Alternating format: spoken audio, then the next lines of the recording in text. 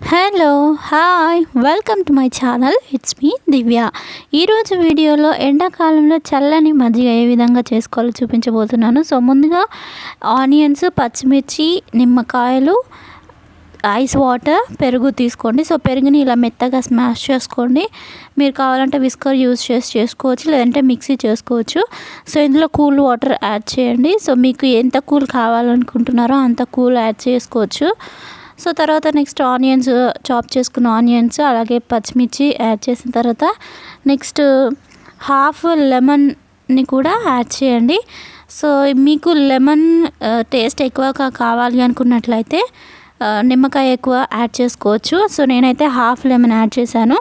So ఈ విధంగా అన్నీ మిక్స్ చేసేసి సర్వింగ్ గ్లాస్లోకి సర్వ్ చేసుకుంటే సరిపోతుంది. సో ఫ్రెండ్స్, చూసారు కదా, ఈ వీడియో మీకు నచ్చినట్లయితే లైక్ చేయండి, షేర్ చేయండి మీ friends. Thank you friends, thanks for watching this video. Have nice day, bye.